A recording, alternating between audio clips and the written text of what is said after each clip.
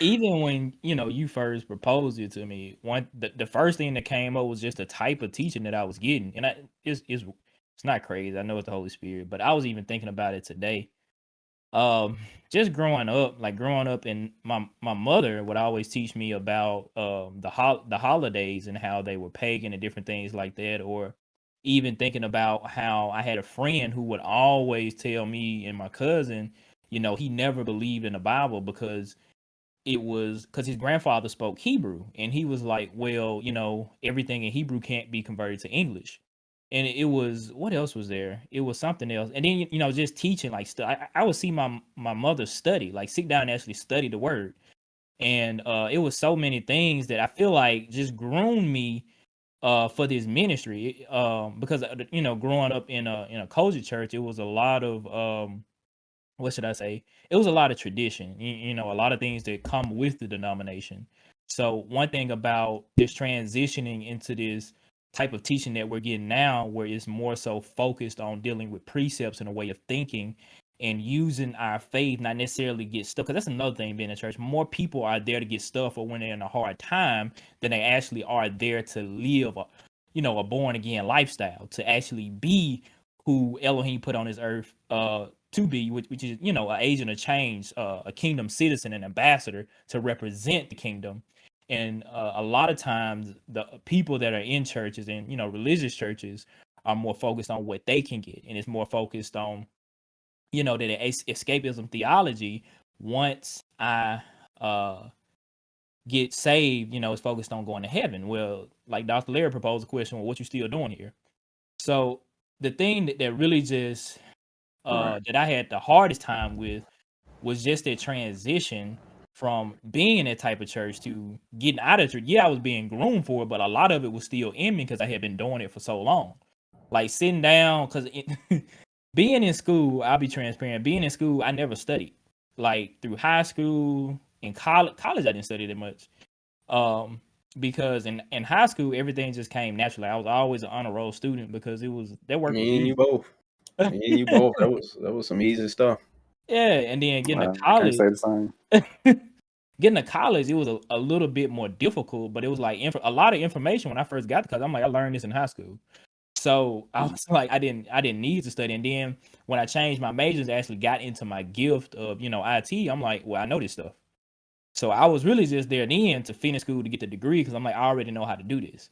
And a lot of it I was learning through a job I had, Octavian, I was working at the ITS department. So that's actually where I got a lot of skills that I have today.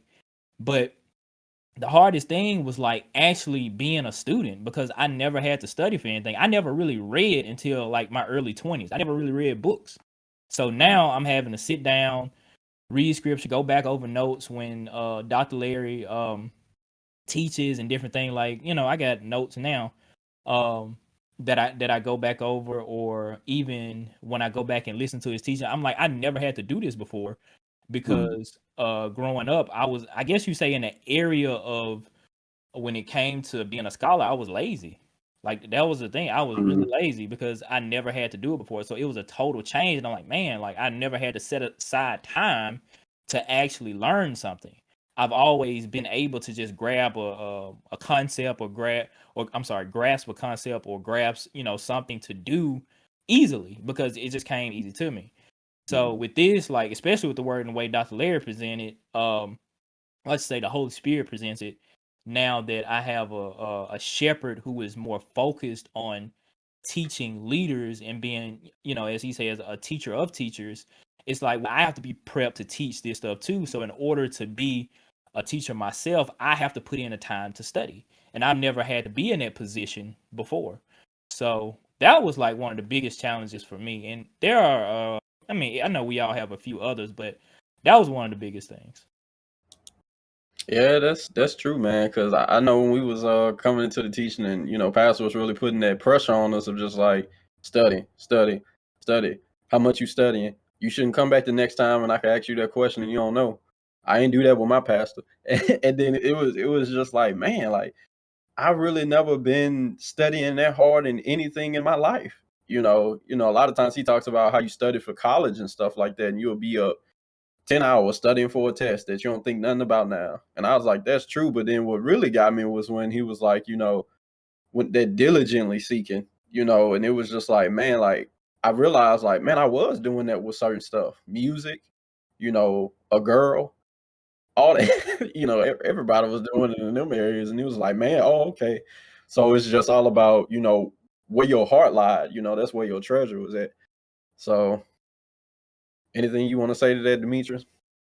Yeah, I was trying to watch the chat box too, just to see if we have any questions come in. So anybody that's listening now, since we're live, if you have any questions pertaining to the topic that we're talking about, please post them so we can kind of get more engaged with those. But on the lines of some challenges that I had just walking in, with Elohim, kind of same lines as Derek. I mean, just not being challenged like we should.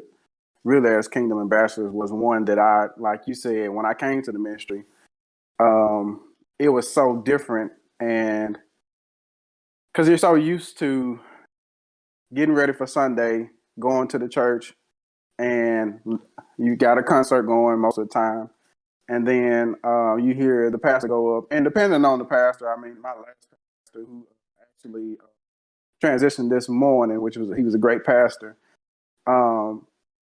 Most of the time you see many pastors just kind of give you the baby food. And it was always centered around salvation. And every ministry that I was a part of, the message was always the same, was just salvation. And so it's easy, okay, and even with that, it really wasn't telling me how to live or teaching me how to live. It was just like, be saved, be saved, be saved. And so when things came up, different issues and things like that, I really didn't have any substance to overcome those issues. And so when I came to the ministry,